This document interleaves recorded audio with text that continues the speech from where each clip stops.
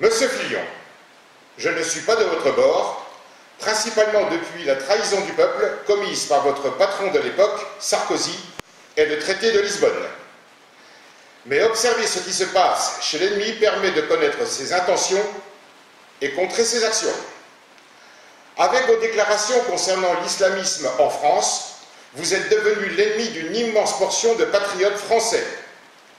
Sortis vainqueurs des urnes, les Républicains, vous êtes aujourd'hui poussés vers la porte de sortie par la plus ignoble des façons, la trahison associée au lynchage médiatique.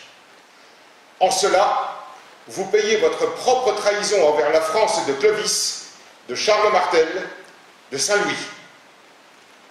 Tout comme concernant Madame Marine Le Pen, l'orchestration machiavélique de votre assassinat politique, basée sur des éléments troublants, montée par la Hollande Bad Band, est du même acabit ignoble que le lâchage de vos amis et compagnons de route.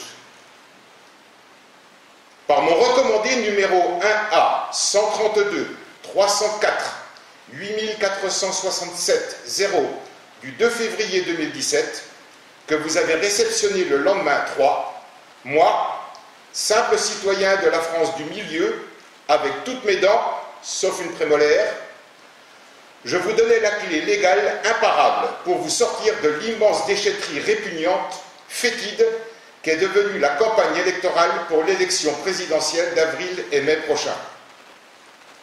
Comme d'habitude, enfermés dans vos tours d'ivoire respectives, vous, François Fillon, Marine Le Pen, vous vous écoutez parler, mais n'entendez rien autour de vous. Je vous le rappelle donc.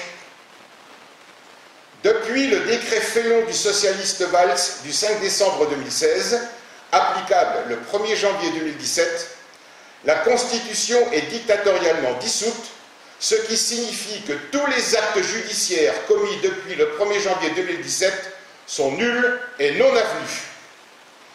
Ils n'ont constitutionnellement aucune existence légale.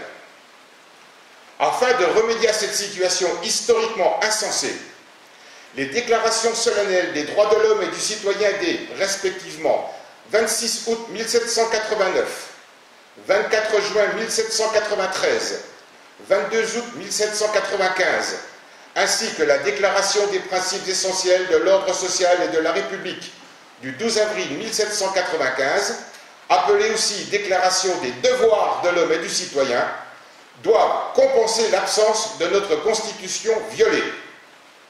Si vous n'avez pas compris cela, vous ne méritez pas nos voix. Je reviens vers vous, monsieur Fillon. Vous êtes un sot. Vous ne voulez rien entendre. Ne vous leurrez surtout pas. Ne croyez pas qu'en écrivant cela, je prends parti pour vous. Certainement pas. Je suis seulement animé par l'immense dégoût, l'immense gâchis que vos comportements de soi-disant responsables, de droite comme de gauche, ont généré dans mon pays. Je refuse que le futur président de la République soit issu des poubelles que sont vos respectifs cerveaux atrophiés, formatés par vos partis politiques, au détriment de la recherche du simple bonheur des Français que vous souhaitez gouverner. À une exception près, aucun des candidats ne mérite ma France. Aucun. Je vous rejoins toutefois sur un point. Le peuple gronde.